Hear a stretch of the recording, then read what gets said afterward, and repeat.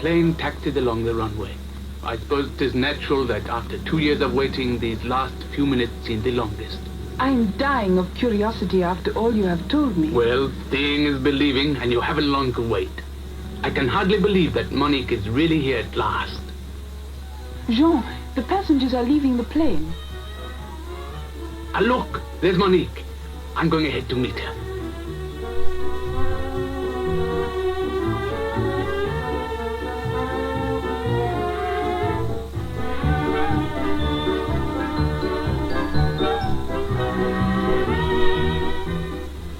Monique.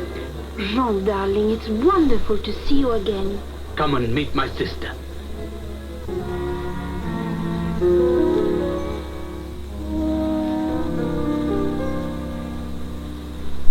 Jean, you didn't exaggerate. Look who's arrived. Salut! Timo Jerry. So this is Monique. Enchanté, mademoiselle. How about the lift into town? Of course, jump in, all of you. How come such a pretty girl marrying a rogue like my friend here? Don't tease, Giorgio. All right, my love. Hold tight. Here we go.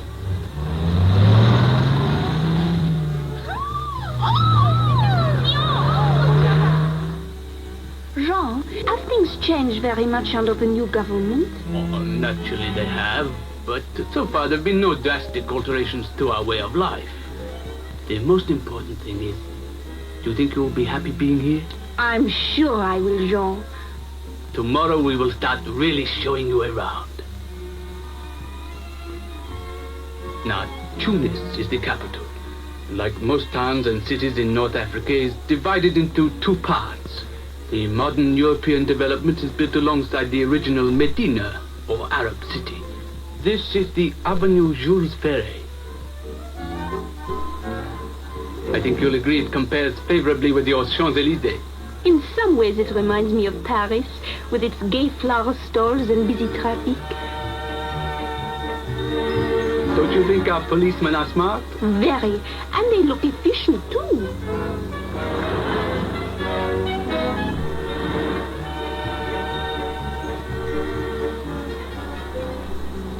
This is the Place de Khalifa.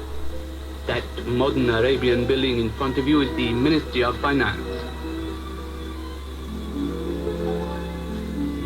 The guarded door in the corner leads to the Kasbah, which is, as always, the administration center of the Arab section of the government.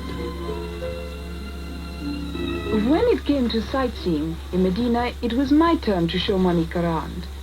It seems impossible that all this is the same today as it was 1,000 years ago. A maze of narrow streets and markets interspersed with mosques, their tall minarets reaching up to the clear blue sky above the rooftops.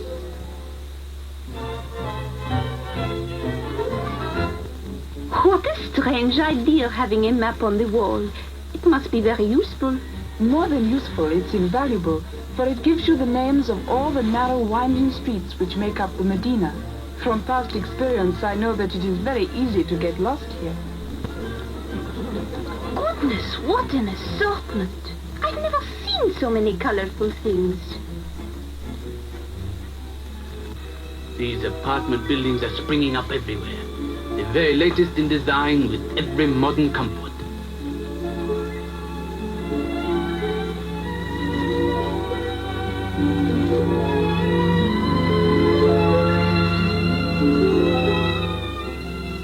I'd love to see inside them. I will try and arrange for Simone to take you over one. Jean, tell me what it was like here during the Great Change. Well, April 1956 was the turning point. No one here will forget the first meeting at the Bon Palais. It must have been a very memorable occasion. It was. To the waiting crowds, this was their first national holiday.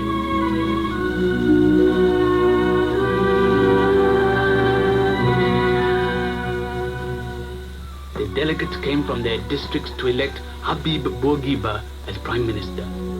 He was the leader in their struggle for national independence and later was to become their president when this little country became a republic.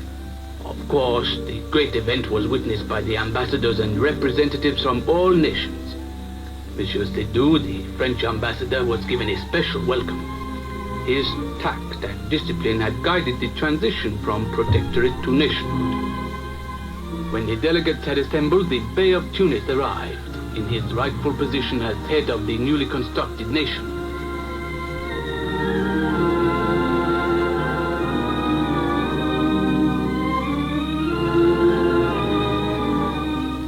Then the moment arrived.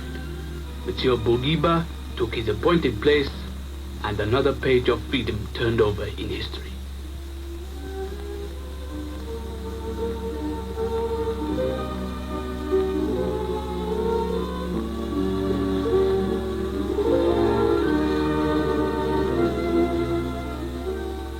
For you, madame. Aren't they beautiful growing here all alone among the ruins?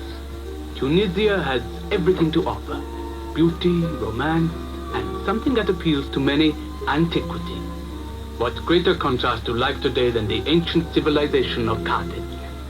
What a fabulous era it was.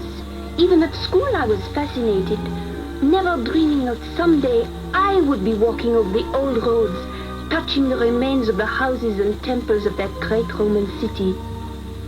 I'm very glad all this interests you. Tomorrow we will go to Sidi Bou Said. It's a delightful place, a mecca for artists and tourists alike.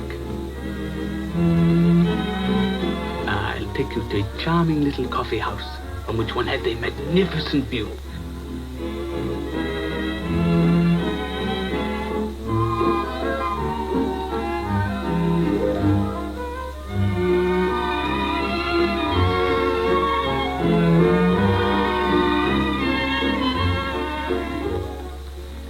Jean, may we go to the place with that beautiful pottery?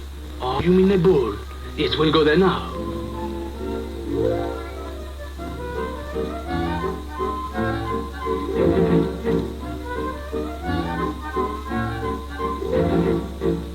This youngster's working hard. How would you like to do that all day, huh? Not very much. So if you're thinking of sending me to work... How well you read my thoughts.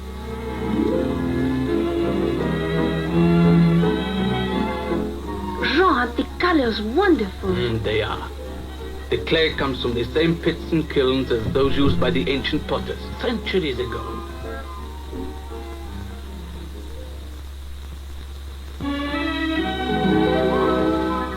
What exactly was this? Originally, it was a hill station for Roman legions serving far from their homeland. In the heat of summer on the cool hills above the plain of Duga, life was very pleasant. It was said Duga compared favorably with Pompeii. It always amazes me to see the remains of buildings standing after all these centuries. Rather wonderful, isn't it? Of course, these ruins would be in even better condition if the builders of later times had not taken some of the stones and pillars made of fine Italian marble. It seems a pity that they were allowed to do it. Yes, but some of the pillars were put to good use and now surround the courtyard of the main mosque at Kairouan. Will we have time to go there? Of course. That is something you mustn't miss.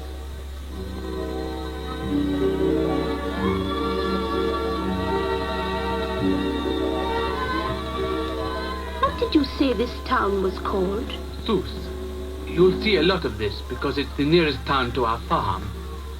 Although the harbor is not deep enough for large vessels, it is quite useful for the small coastal traffic. Jean, what are those funny-shaped stones? Those are man-made and form a useful breakwater.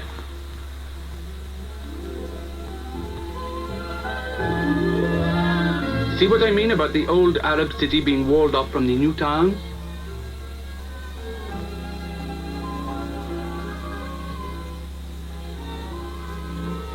So this is the farm. What a wonderful sight. Olive trees as far as one can see, and the farmhouse nestling right in the center. It is lovely. We're very proud of the way it's developed.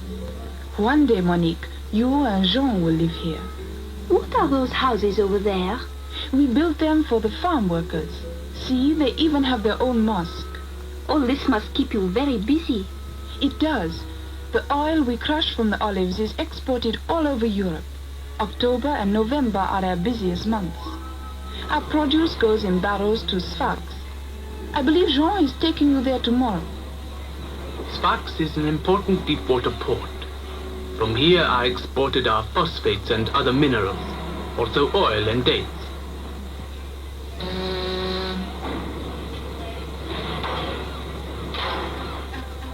Look, there are some of the coastal boats that have brought cargo to be transshipped to deep-water craft. Shall we watch them unload the pottery?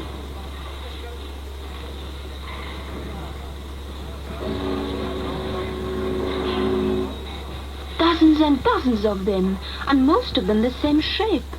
You will see the same jars in many biblical pictures, and even the carvings on tombs in Egypt show such water jars. Which makes one think time has stood still. Well, it hasn't here. We are looking at the reconstructed part of Sfax. Both town and port were of strategic importance during the war, and in the later stages of the North African campaign, Sfax was badly bombed. In case you're wondering, this is a cinema. And how do you like the new design for a church? I think it's all rather exciting, and certainly something different. You must agree, Tunisia is a land of contrast. As you see, Kairouan is as ancient as Sfax is now modern. The whole city is steeped in religious traditions. Below us is the main mosque. This is the holy of holies to the entire Muslim world. It is said that 5 pilgrimages to Kairouan equal 1 pilgrimage to Mecca. The pillars surrounding the courtyard are of Roman marble. You remember I told you they were taken from the ruins of Duga. Now I'm going to show you something that will really interest you. Jean, what gorgeous carpets. The colors are fantastic. They must take ages to make. Carpet making, like most of the other arts, has been going on here for countless years. The women are deft and work to patterns and designs carried in their heads, all of which have been passed down from mother to daughter through the generations. I think they are quite wonderful. Maybe you would like to choose too for our home. They are so beautiful. It's difficult to decide. They look even nicer in the right surroundings. This is our last day in the south, and I think when you have seen a little of Jerba or the Isle of the Lotus Eater, you will agree I've chosen a wonderful place to end with. What a wonderful place for a holiday. Listen to that weird music. It makes one think of snake charmers. There is a story about them. You can see that their appearance and features are not the same as the rest of the natives here. I noticed that. Why is it? Years ago, slave ships used to pass by this stretch of coast on their journeys from the south to Mediterranean ports in the north. Some ships were wrecked nearby. Survivors managed to get to the shore. These men are descendants of those slaves. It's extraordinary the way they blow out their cheeks. They do that because it acts as a reserve of wind to keep a continuous note, like a bagpipe.